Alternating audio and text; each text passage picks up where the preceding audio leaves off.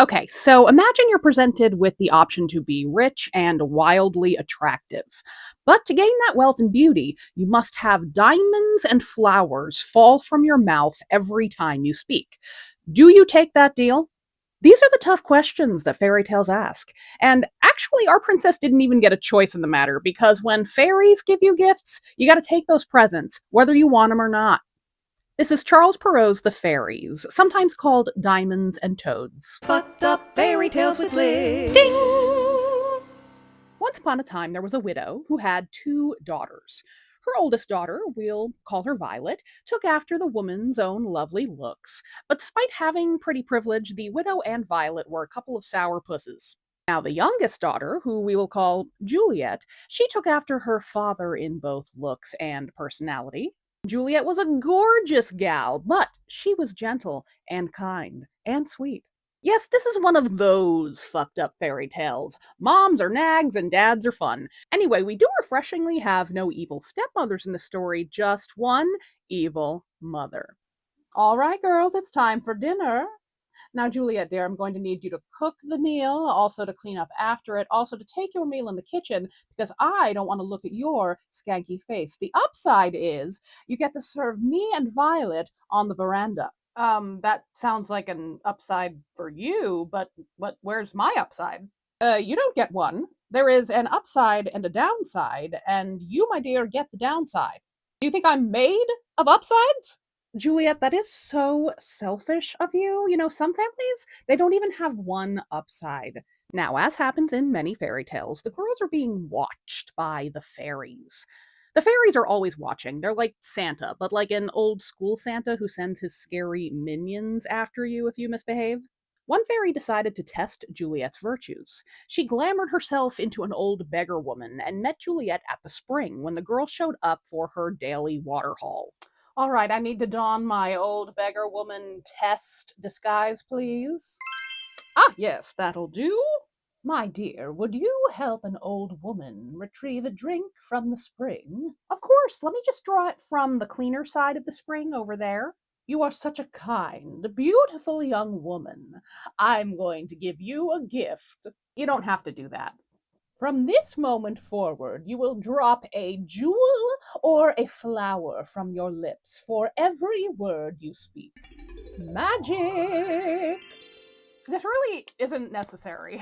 I know. As they say, that's what makes me so nice. Okay, here come the flowers.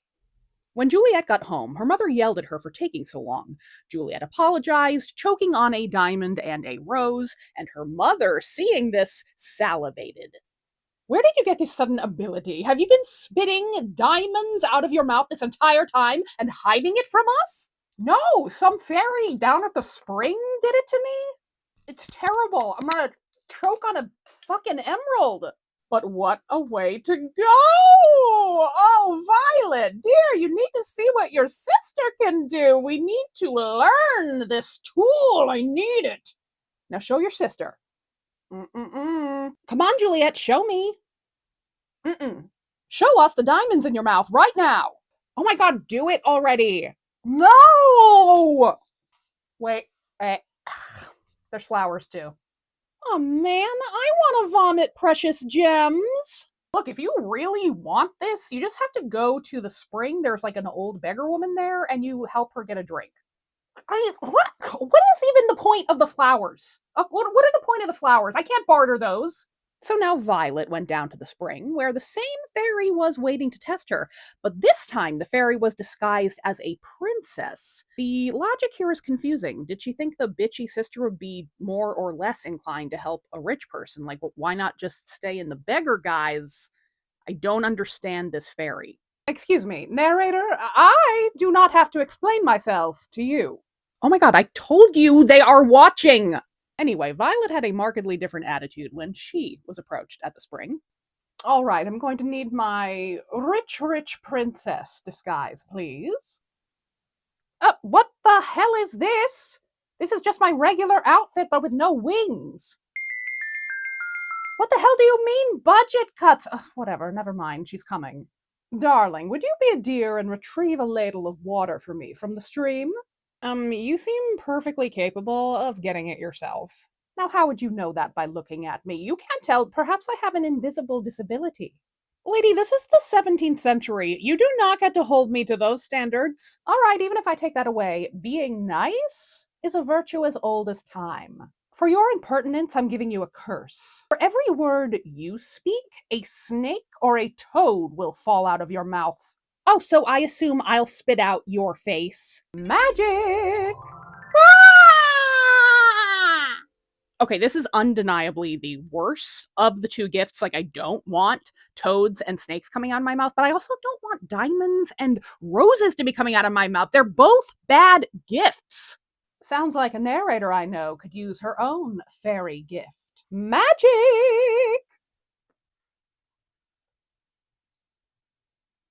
She put a sock in my mouth. One that needs to be laundered. She put a sock in my mouth. Well, just try me again, babe, because I can make it a hell of a lot grosser.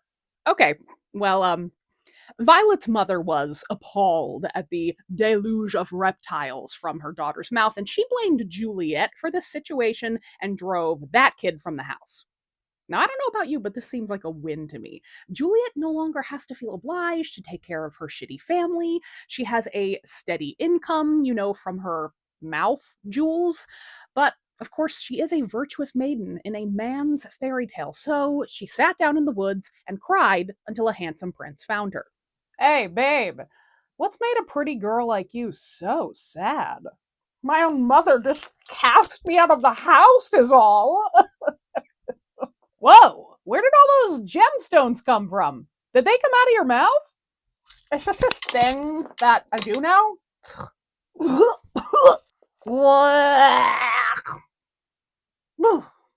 I can't talk without spitting gems and picking petals from my teeth. So you're like a hot piggy bank. This is hot to you? Take a look at my pants tent, babe. Boing! So they got married. Congrats, I guess. And as for Violet, well, her mother found the girl so gross and disagreeable that she banished her from the house. But Violet didn't meet anyone. She just died, alone in the woods. The end. The Fairies is just one version of many similar fairy tales, generally under the category of kind and unkind girls. That category is considered a subset of Cinderella tales due to its persecuted heroine, its magical helper character, and the heroine's princely marriage. Shout out to anyone who remembers my Oops All Cinderellas series. God, that seems like 20 years ago. Anyway, a lot of times in this fairy tale, you see a variety in terms of the gifts. Sometimes the gifts are very bizarre and annoying, just like in this one. For example, in the Brothers Grimm Mother Holla, the good girl is covered in gold and the bad girl is covered in tar. Um, Sometimes the good girl is blessed with flowers that fall from her hair when she combs it, and I do think that that's pretty dope. Like, I would love to be enchanted that way. Very cool. Sometimes her tears turn into precious gems, and I don't like that one. I don't like it incentivizing girls to cry. But sometimes the girls are given less biologically torturous gifts. In Malaysia, the good girl is given a pumpkin, and when she gets home, she finds it's full of riches, while her bad sister gets a pumpkin that's like full of creepy crawlies. In an Indian version, the girls bathe in a river that makes you beautiful, but if you are like too gung ho for it and you go back in the river for more beauty, it takes it away. In fact, the plot point of one nice person doing something and being rewarded for it, and a less nice person doing the same thing and being punished for it, pops up in various folk tales. One of my favorites is a fairy tale by Straparola, where a magical doll gives some nice sisters riches, but when their mean neighbors steal the doll, she just shits on their furniture. And there's far more where that came from. I'll leave some sources in my caption where you can read more. Speaking of reading weird and wacky fairy tales, my book, yes, my book, I'm publishing a book, Fucked Up Fairy Tales, Sinful Cinderellas, Prince Alarmings, and Other Timeless Classics. That will be published in fall 2025 with W.W. Norton, so save that date. Follow me and follow them wherever you can. I will announce pre-orders as soon as they're open. I'll see you for the next Fucked Up Fairy Tale, wherever that may be.